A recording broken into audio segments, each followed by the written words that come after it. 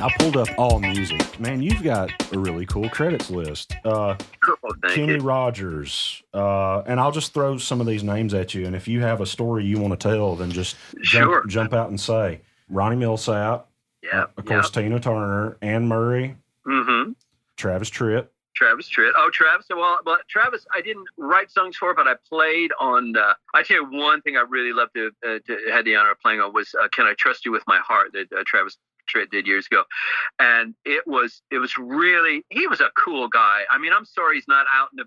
I think he plays occasionally, but nice guy, a really great music fan. I think he's very underrated too, because the guy. Totally. Oh, he's talented. Yeah, he's a great guitar player, great songwriter, massively, Absolutely. Talented, singer and all.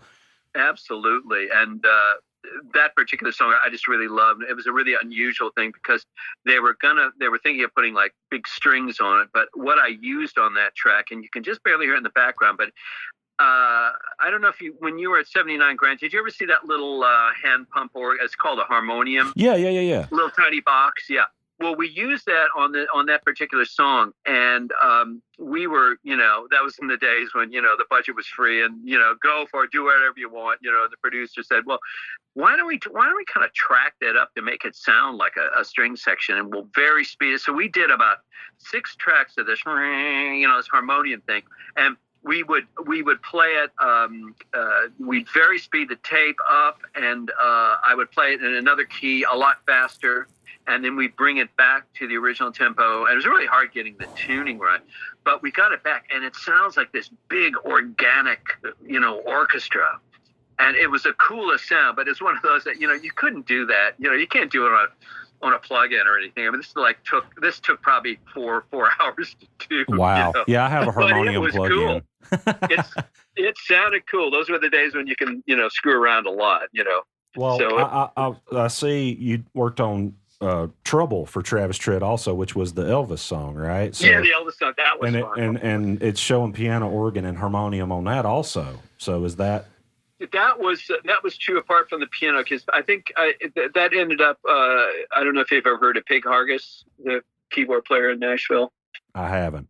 Pig Hargis, he's just amazing, but he was doing the rocking thing, but I was doing like clavinet, wah-wah, sort of weird stuff on that one. I definitely, and maybe organ on that too, I can't remember, but it was always fun with working with him. He was a cool guy, very cool guy. Oh, now I've got to stop for just one second, because it sounds like you're really, really hung up on this harmonium. What is it so much that you like about the harmonium? Because I've got one, but it just sits in the office of my house, and it's Bring like it a to novelty. the studio. It's like I thought it was a novelty instrument, but it sounds like you really got some good use out of it. I use it. Yeah, I use it. It only works on certain things, but when it does, it's pretty incredible. I mean, I'm trying to think what other things that I've played on, but there's. I even played with a band that you guys wouldn't heard of. It's an English band called the Jess Roden Band, and they were an R&B soul band, blue-eyed soul band. And I would do that. We'd have one number that was kind of acoustic-y thing, and I'd sit down on my, do the cross-legged thing like I'm at a Ravi Shankar concert or something, and play it, and it just had this sweetest little sound that, playing with a band or something, it sounds really cool as opposed to doing like a typical B3 organ or something like that. It was fun. Yeah. Okay. So going down the list, Michael McDonald. Michael is an old friend of mine because Michael and I lived in the same. We both grew up in Ferguson, Missouri, in the '60s, and we were always playing in bands. And the band I left, Michael took over because he's younger. He's about 4 years younger than me. But he said I was going off to college, and Mike said, "Well, it's okay if okay, man, I really love to play keyboards in the band." I go, "Yeah, go ahead, Mike. Yeah, I'm sure you'll be fine." And he's the coolest guy. And he was doing a solo album, and I played, and that was an honor too. I mean, he asked me to come down and play organ on a track, and I'm going, "Mike, you could do that." And he goes, "No, man, that's cool. You can, you can." Well, that was my question: is why is anyone playing keys on a Michael McDonald record? But, I know that's what I'm saying. It's an honor. But that's really cool. I mean. He's real comfortable with piano as his main axe, and he always says that I'm not really an organ player, but believe me, he could play anything. I mean, he's just phenomenal. But he tells me this one story. He was doing the minute by minute. You know that funny offbeat thing when it goes doon down, you know, at the very beginning. I said, man, that is cool. I could never do that in a million years. And he says, well, sometimes I can't either, because if I'm playing, I'm really into playing really fast. Sometimes I catch my foot in the sustain pedal. I get really excited, and then I totally lose the beat. And the band kind of look at me like, what are you doing? Rodney Crowell? Rodney Crowell, yeah. Rodney Crowell was great. He's a cool guy. And that's what I've heard. Yeah, he's very cool. And just, I mean, I played a Vox organ, which is, you know, that one that, like, you know, it's a real English, reedy, you know, Dave Clark 5, that's the sound, you know, or House of the Rising Sun, the Animals, that's the... Yeah. That's a cool sound. Yeah, it's a cool sound. But Rodney wanted me, hey, come down and bring the Vox organ. And so I got to do that with him. And he's just very cool. He's just forward-thinking guy, very intelligent guy. You know, he's a real nice guy to talk to. You know, he's really interesting. So a lot of stories. Sheena Easton? Sheena Easton, that was, again, I never got to meet her. That was a song I wrote with Graham Lau, the other guy, the co-writer of What's Love Got to Do With It. We wrote that song for her, and it was like the world's worst demo, because I'm not a singer, and I had to pitch it really high to have her get an idea what it sounds like, you know. So I'm going, you know, doing all this horrible croaking, and she got it. Her producer got it. Producer said, no, we got to do that, you know. But how he saw through that, because I feel sorry for people nowadays, unless you've got like the demo to beat the world, you know, it's very hard to get demos across to people when, you know, maybe you're not a piano player, you're not a great singer, you know. Those days I think are gone, really, because people can't hear things anymore. That's an interesting point. I mean, how do you think that's impacting music now? Is that without that vision being there? Yeah, good point. And yeah, I think it hasn't helped for the standard of songwriting right now. I mean, I'm not saying totally everything's bad. You know, there's some great songs out there, but I think a lot of songs get missed because somebody's got a demo that's a little ropey, and, you know, it's kind of like, oh, you know, this is, you know, they don't hear the production, you know, they don't think, well, this is not good enough, we can just copy it. They're just hearing this kind of, maybe the production's rough and ready, but at the same time, I tell you what, sorry, I'm digressing, guys, you got me going here. No, that's good. Go for it. But I heard the original demo of the song "If I Could Turn Back Time" by Cher, and it was the writer was Diane Warren, who's written like a gazillion great pop hits and everything. And there's a point where there's a cowbell. If I could turn back time, he says, I can't kick. And it sounded really weird. And I said, God, what was that sound? I said, oh, she didn't have anything to hit it. She had no percussion stuff whatsoever. She's hitting an ashtray. Wow.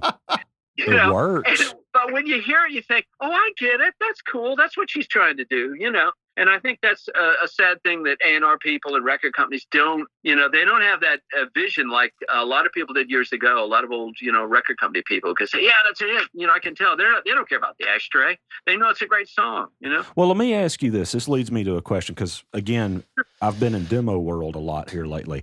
Oh, yeah. Which, you know how that is. You know, yeah. There's two schools of thought. Maybe there's three schools of thought, because I kind of tend to think it totally depends on the song and who it's going to be pitched to, depending on where you go in terms of production, because sometimes I feel like a guitar vocal or piano vocal is perfect. That's great. And a lot of people, A&R guys and label executives and song pluggers, even in publishing companies and what have you, don't want to hear a big production because sometimes ego is involved. Sometimes they can't hear where they could do a production thing, and it runs the risk of sounding like an artist or a band as opposed to like they can only hear it that one way. Mm-hmm. So some people prefer a stripped down, no production, no frills, give me a really loud vocal, piano and a guitar or something like that. And other people want the full-blown record-ready production. All I have to do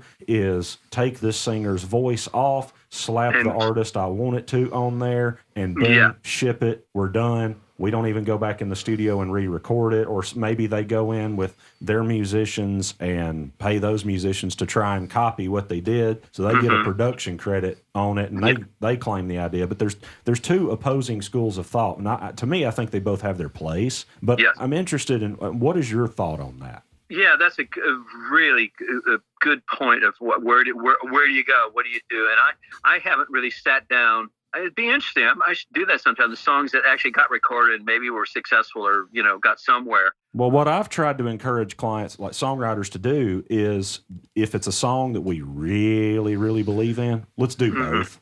Let me just push mute on everything but the guitar or the piano and a vocal, maybe a background vocal or a little fill or something, unless it's a part that's got, a signature lick or something, maybe. Yeah.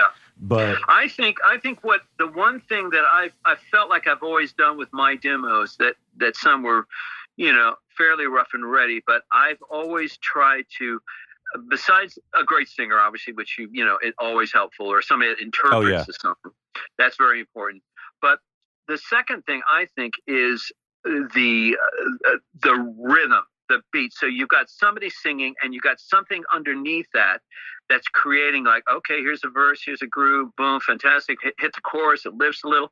And beyond that, instead of putting on string lines and God knows everything, I think if you can get that down, there's a good, connection between rhythm, which I think is so important and people a lot of times don't get, rhythm and the actual melody.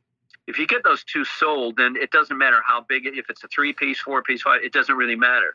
It's getting the, initial thing. So you're feeling the pulse and you're also hearing a great melody. So, I mean, at that point, you can more or less hear the possibilities for the song. Yes, it's kind of ingrained, embedded, I suppose you'd say, in the track. So people say, oh yeah, I could put a double string this on here and that. You're kind of inferring what it's sounding like, but you're not doing like, here should be the, bass part, here should be the guitar, all that stuff. You don't really want to make it too spelled out, because then if they hear it and they think, well, that's all there is. Yeah. Why should we even do this song? It's done. Tricky. Yeah. Right. Well, not to jump too far off, I saw that you had worked with Kurt Smith from Tears for Fears. Yeah. Although I'm liking the chuckle. What is there a story here? Oh no. We just had fun times. We had a lot of fun. Kurt's I really like Kurt. Actually, I saw him about a year ago when he was back on tour. They're kind of touring, but it's kind of they don't really lead lives together. Like most bands, after 10, 15 years, it's kind of like, yeah, okay, we've done that. I'll see you later, kind of thing. So they still tour together, but they're not as close as I would think as a team. But what I worked with on him, he was doing a solo album after they did, I think it was Sowing the Seeds of Love. Right after that, he went off and did a solo album, and I played on that and had a lot of fun. He's a sweet, really sweet guy, and nothing out of line, nothing crazy. But he's got that, his voice is just so distinctive. And even his bass playing is really interesting, because it's more like, how can I say it, on the style of, well, there's a certain style of, I'd say not most English bass players, but primarily a lot of English bass players that don't play like American bass players. They play much more in a melodic sense. Sure, yeah. And that I got primarily when I was working with, in which you guys may not know of, Ronnie Lane, who was in the Faces, bass player in the Faces. And Ronnie Lane was just, he would just, he'd be playing along with a kick, and then suddenly he would go off on end up getting back to the beat and on the right note, the root note and everything. But that's a cool style of that you don't hear that much here, but I think it's more of an English kind of thing, and that's what I like working with him. It was fun. It wasn't the normal, kind of typical writing with an artist type thing. Well, that does sound fun, and especially because Tears for Fears. Me personally, whenever I think of the '80s new wave bands, the late '70s new wave bands, Tears for Fears always sticks out to me because there's just something that was different about them. I've always had a hard time putting my finger on it, and I'm still not sure that the melodic bass might be it, but I just had to ask about that. Yeah, that's one of those things. I mean, production-wise, and that was a period of kind of that was just a period in England that was just kind of magical for its own. Well, it's kind of like Muscle Shoals. There was a period of time, when things were just at its peak, everything was coming out, and there was a studio in England that I worked. Well, that's where Tina recorded and where Tears for Fears recorded. George, I mean, this is a studio, and I'd worked there a lot as a session player, but my God, you sit in there days and suddenly George Michael would walk through or somebody like Kurt Smith would walk through. And the days you go in, there'd be a ton of girls outside the studio door screaming and stuff. You go, oh, yeah, okay, I got it. Aha's in again, Because, Did you ever work with George Michael? I did in the very beginning. I only did one session, so I didn't really get a take on him. It was before he really got his. That was really almost pre-Wham era. I could tell that he was, when I was playing stuff, just doing a synth track or something, and he was always searching. Can you do something like that? What if you played higher? What if you played lower? He didn't. He wasn't, educated as such music, but he had a real knowledge of sonically how things should sound. I found out recently that he did the original version of "Careless Whisper" was done here in the building where my studio is, actually. Oh, you're kidding! And, wow. Yeah, it's like, I think you can look it up on YouTube. "Careless Whisper," George Michael, Muscle Shoals. Oh, I never knew that. That's amazing. Yeah, I think they eventually released it like years later, or maybe posthumously, but since his death. But it was done down here, and it's definitely, I don't know, there's things about it that I like better than the one that we know. Mm-hmm. And there's things about the one that we know that's like, If it doesn't have the sax, I'm out. Well, it has the thing, yes, but it's cool. But is it sax? Go listen to it. Yeah, it's there. Yeah, it's got horns and stuff, but it's more of that Muscle Shoalsy horn thing. Yeah, more soulful.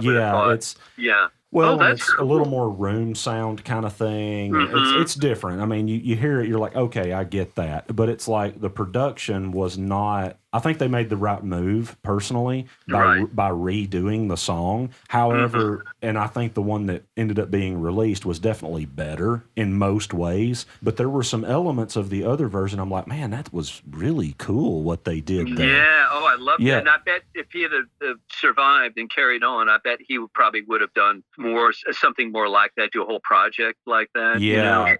Very much more acousticy, rhythm section kind of thing. Well, it was really neat. I mean, so Ronnie Millsap, you worked with him as well? Yeah.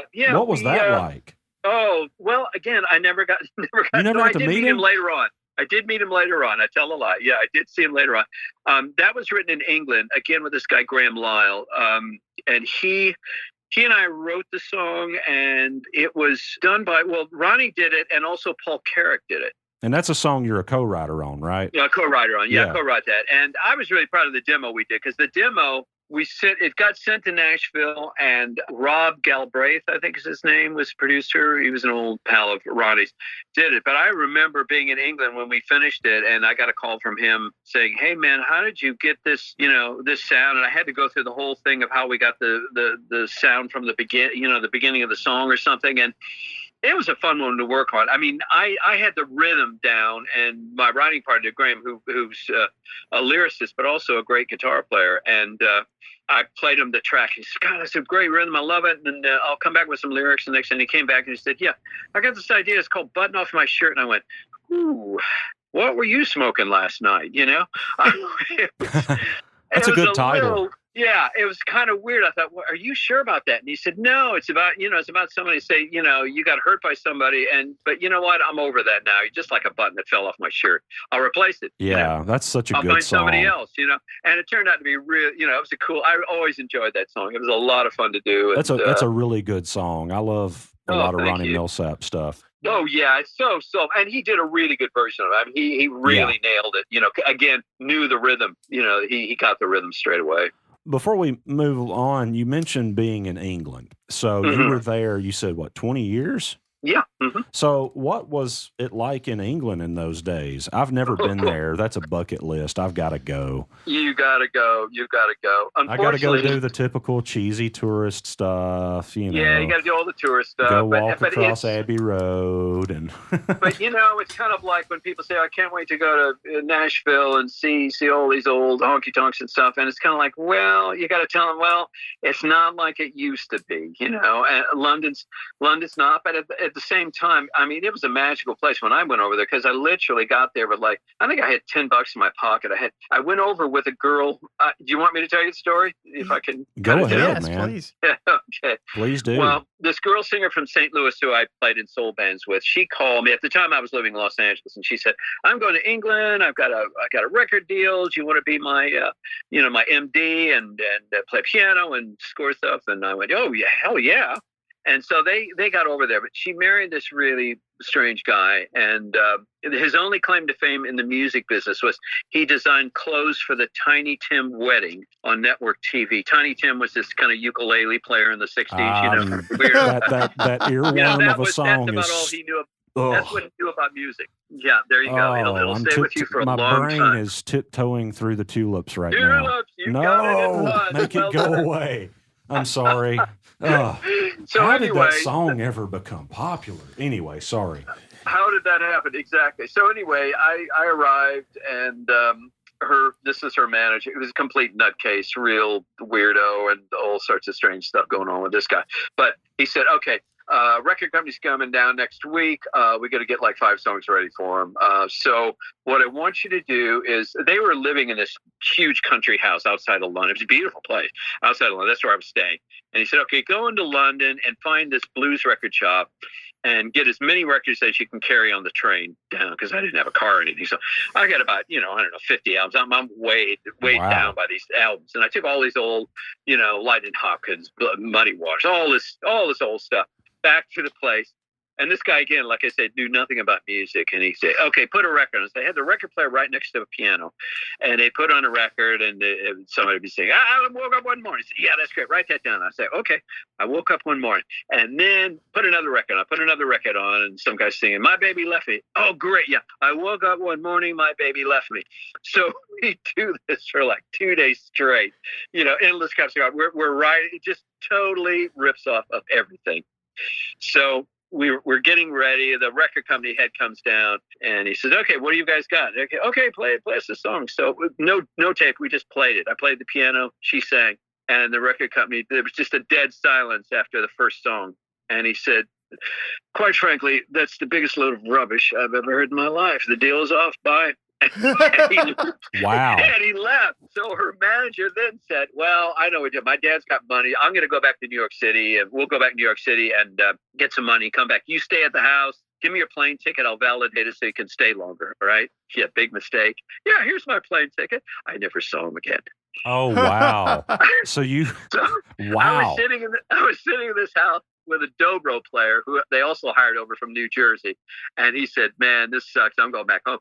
So he went back home. I didn't have enough money to get back home. And I thought, well, hell, now that I'm here, I might as well just, work in a pub or something. So I got a job playing piano in a bar band, and worked my way up to, publishing company, writing and everything. And I just kind of made my way up through the ranks. But okay, that is one of the coolest stories I've ever heard. It was fun, but hey, I was 21, and I was, had nothing, I had no commitment. So I thought, well, hell, I'm in England. This is cool. Right. Well, aside from the touristy stuff, what was being in England like? As far as in those days with, what year was it that you moved there? It was 71. Okay, so that's really, that's right after the Beatles broke up. Yeah, right after the Beatles. Right, but there was just always stuff going on. There were clubs opening all night. There's always auditions for, who did I audition for? I think I auditioned for Rory Gallagher, the Irish blues guitar. Wow. There's all these people holding auditions for players. And upstairs, who do you know? It's kind of like, we're holding an audition. So Roy Gallagher, great guitar player. I never got it, but still, you got the audition. Okay, I have to have some resolution of this story. What happened to the girl that you came over from St. Louis with that lost the record? I saw her years. Funnily enough, I saw her years later, and she ended up as a session backing singer for a whole load of people in L.A. with doing stuff. And I think she may have gotten out of the business. And when I saw her, she said, oh my God, is that what happened to you? And I said, yeah, what happened to you? I never saw you come back. And she said, oh, he went nuts. He got in trouble with the police over drugs. I had a nervous breakdown. It's like the whole thing just collapsed in a heap, And she said, oh my God, I didn't realize she got stuck over there. So we mended our ways, but it was like, what a weird. But it was very also serendipitous. You were supposed to be there, and I know the way I am, I can only speak for myself. It would kind of be like if I were to say, okay, let's just up and move to England, that would not be a thing I would do right now at this point in my life. But if I found myself stuck, it would be stranded. Like, well, yeah, what do you do? Let's make this happen. you know. Yeah, but I know I wouldn't. It's one of those things I'd never recommend anybody doing now because the music business has totally changed. Well, now, it's different. I mean, you know, yeah, there's a lot of different variables now that we're not there. But it was a journey. Oh my goodness, I wouldn't trade it for the world. Jeez. That's cool. So you're in Nashville now. Yep. And what is your take on how things in Nashville are going? I mean, it's growing rapidly, and yeah, it's good and bad. A lot of people coming through here, which is great. You know, a lot of English people, you know, come through here with you know, projects, stuff like that. And of course, 1979, where you know, work at a lot, which is always fun. Yeah, you've got a lot of your keyboards there, and have a really good working relationship with all those guys there. I just talked with Chris yesterday. He was on his way back from Charlotte, and did a really good interview with him. And he's doing that whole thing where he's taking his 2-track tape machine and doing a talk about tape and digital workstations and how they can. He's got this whole thing he's doing. The cool thing about what Chris is doing, because he was saying the same thing. I was telling him, going, man, is it worth doing all this stuff, that, you know, the social networking and all this stuff? And he said, man, it drives me nuts too. But somebody came to me a while back and said, man, you got to get out there and get in front of the people with whatever you got. And that's what he's been doing. And he's been very successful at it. He's had what I was telling him, and he's real big on this. I admire him deeply for it because he has provided a community that otherwise would not have been there. And he's very, very much into like the Summit thing, for instance. I've gone, I think, 4 times, and we met there. We would not have met, most likely, had it not been for that. Not only that, but he's very adamant that it's not online. You have to physically be present. That has such value. It does. Can you tell a little bit about your relationship with things there? I know you worked on you've worked on several projects. You're one of his main guys to call for keys and stuff, and of course you have a lot of your keyboards there. And but I know one of the main things you did. I would love to hear about the Pete Townsend project you worked on. Okay, well that was fun, and again that was just a blitz. It went so fast I can hardly remember it. I met him years ago when I was with another band, but I mean he wouldn't have recognized me or anything in England. But yeah, he was doing this charity record. He wanted to knock some demos out and stuff, and he said, "Yeah, I'm coming over. We're going to do that." He was an amazing guy because he was. When he came in, he's really no nonsense, you know. He likes a good laugh, and obviously he was working with Moon for years, so he's got a sense of humor. Right. You'd have to. But he was really like, let's just do it. He's 110%, and he came to me and he said, okay, you're a keyboard player, right out the chart for the band. And I said, yeah, sure, no problem. So I'm writing this thing out, and then I'm realizing that, oh my God, it's like Terry Britton, the guy that worked with Tina. They both write in these weird tunings. They're not the stock alternative tunings of it. There's tunings from Mars, I call it, because they are so strange. I do that too. Lovely. I'm sorry. Beautiful. That's what makes them. It makes them so interesting. Right. But as a keyboard player, trying to write the chord out, and I'm scratching, erasing, I'm just digging as he's playing, and he's like, no, you know, he's like, come on, let's get this done, you know, and I'm erasing, and going, oh, and it's like a mess. It's just like a cat walked across the page, you know, and he just stops playing, and he looks at me and he says, looks at my sheet and he says, blimey, you'll never get a job as a copyist for the London Philharmonic. Because it was horrible. It was terrible. It's really bad. But we did the tracks, and I think it's still online. I think it's if you Google Pete Townsend charity record or something, because he auctioned this off. We did a live take of this one particular song. We only did it was direct to vinyl disc, right? Yeah, went straight to disc, and we did, I think, 3 takes, and I think we ended up the first one was the one he wanted to use, and that was it. But it was under pressure, but it was really exciting. It was exciting. He has so much energy in him; it's amazing, just phenomenal. Well, that's really cool. I mean, the chance to work with somebody like that's pivotal. Well, man. I guess let's work on wrapping this up, man. I've taken enough of your time. Thank you so much again. Yeah, well, guys, Dan, it was nice meeting you over the phone. I hope I'll see you next time you come up. Hey, sure. I'd love to get a tour of that school. Absolutely, Yeah. will do. Why And don't you- Grant, as always, it's always good talking to you. Yeah, And you too. Let's get together and have some coffee or something soon. Next time I'm up in Nashville, I'll hit you up if you. yeah, absolutely. We shall do that. But thanks so much. Really appreciate talking to you guys. Yeah, No, It's you fun. thank too. you. So people can, if they want to get you to do work, sessions or something, how do they get in touch with you? Easiest is through Chris over at 1979, or if they go to my website, which is real simple. It's just www.billylivseymusic. It's LIVSEY music.com. Awesome. I can throw a link to that in the show notes. Yeah.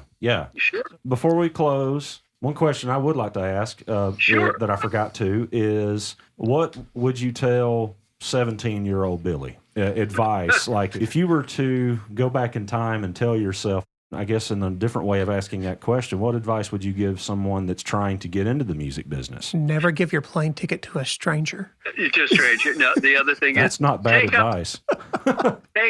take up accounting Oh, and then fall back on music. I don't know. I mean, that's the thing. What I do say to like the kids at school, I say, boy, you've got to be diverse in everything you do. I mean, if you say I'm a guitar player, I'm a piano player, sorry, that's not enough. Learn to read music, learn to write music, learn to wipe, to clean floors in a studio. Do Couldn't agree everything more. you can, yep. and you'll get somewhere if you want to. Well, man, I think that's great advice. You got anything else, Dan? No, That's just it. I'm done, boys. Yeah. Peace, man. Thank you That so was much. Have a good fun. rest of the Speak to day. you guys soon, all right? Okay, so freaking Billy Livsey, man. This guy's awesome. Such a nice guy. So talented. I'm always amazed at how humble these people are. Well, this guy truly is. I ran into him at Welcome to 1979 recording studio at Chris was doing a demonstration. Who owns the place? Chris was doing a demonstration with tape machines and such, and Billy was there, and we hugged, shook hands, and hey, how's it going? We had fun on the interview. That was great. It was just great running into him. It was like a week or two after the interview. So I've been listening to that Tina Turner track my whole life, and not just to say that's the only thing he's done of note, but after the interview, I went and I talked to a couple of friends, and I mentioned, well, we just interviewed Billy Livsey, and they said, who? And I said, this keyboard track in this Tina Turner song, and I didn't even have to hum it or anything like that. They instantly just started singing. Oh yeah, it's iconic. It's iconic. Yeah. And Billy's not a household name, but he should be. Maybe he's not a household name. Well, he's but he should a be. household name as far as I'm concerned. He's a great guy. Someone I just respect as a human as well as these people. There's just so many great people involved in this industry, and I not think to that's mention, what makes it just awesome. Well, how awesome of a human do you have to be to get stranded in the UK? Somebody runs off with your ticket, and your session. Absolutely. Yeah, your session just Talking went about down making the hole. lemonade out of lemons. Yeah, I mean, and I got stranded in the UK. I guess I'll make a career out of this. right. I mean, that's just awesome. I mean, yeah. So cool guy. Massive respect for the guy. You know what? Thank you so much. Let's wrap this up. Yeah. Please stick around for more episodes of cool stuff that's about to come your way next week. And I bet at this point, if you're new to the podcast, I'm guessing we don't exactly know when this is going live, but there's probably about 30 episodes in the can and the backlog that you can go check out. So if this is your first experience with us, go back, listen to some of the earlier stuff. It's not going anywhere, and there's just so many cool things.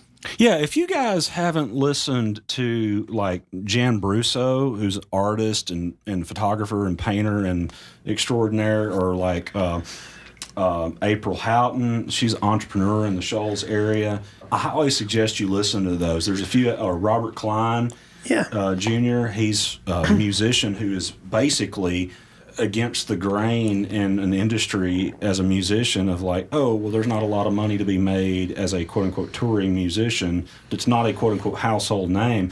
He's extremely talented. Check out his music. He kind of debunks the myth of like, oh, you can't make money as a touring musician. And, April is a great entrepreneur. So if you're into entrepreneurship and you're trying to figure out things that might work for you and your business, she's a good one to listen to. If you're interested in Kickstarter and getting that sort of thing kind of off the ground, Jan Brusso's a great one to listen to. If you just like information about people's career trajectory. That's a hard phrase to say in the music business, so to speak. That, man, there's a lot of information. There's a lot here. of those. I mean, it's a lot of that. So we've first of all, we want to express our gratitude to everyone who has agreed to be interviewed and who has agreed to be interviewed later down the road. Interviews that have already been conducted that I have in a file folder on my hard drive. And we're recording this in May, and I bet it doesn't come out and probably until August. I'm not 100% sure, but anyway, I just wanted you. to say, according to Facebook, at the time we're recording this, we had our 1-year anniversary earlier this week. Yeah. Like yesterday, as a matter of fact. Oh, really? Yeah. Well, happy birthday. Happy birthday. Yeah. And thank you guys for sticking with us. And I want to thank two groups of people. Those of you that know us personally and are supporting us, thank you so very much. I also want to thank those of you that have no idea who we are. We're just voices in your headphones. Also, really, thank you. Come back next week. Yeah. We'll have more Muscle Shoals goodness for you. Hey, follow us on Facebook. Follow us on Instagram. If you like what you're hearing, you want to support us, we got bonus content on the Patreon. $1 a month gets you episodes a week early. It gets you some bonus content that gets trimmed for a variety of reasons. Usually it's bloopers where myself or Grant, we do something really dumb. No, not us. Never. No.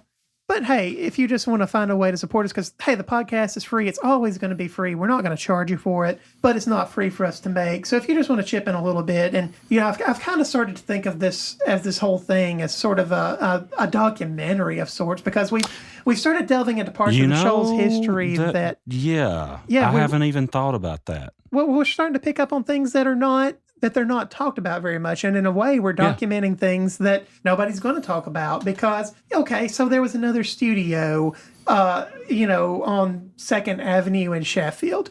Or was it 2nd Street? You know what I'm talking about. I'm not even sure at this point. I don't remember, but there was a lot more than people are aware of. That me being in the music business and you too in this area for so long, it's just like, and have been friends with these guys for years, and it's like, holy crap, I've never heard you say that. I didn't know this existed. And important tracks were recorded there, but nobody's ever going to know because they weren't the Rolling Stones, because they weren't Bob Seger, right? They don't get talked about as much. So in a way, this is kind of turned into a documentary series, and I'm really proud of what it's becoming.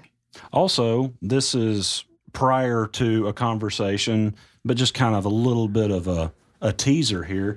There's an interview that we just did today, actually, and we're going back and doing our outros for these episodes that Dan and I have finally been able to get in the same room at the same time. Yeah. And we just interviewed Charles Rose today, so it's going to be a while before that episode comes out. Well, there's 3 episodes, but it'll be a while before those come out.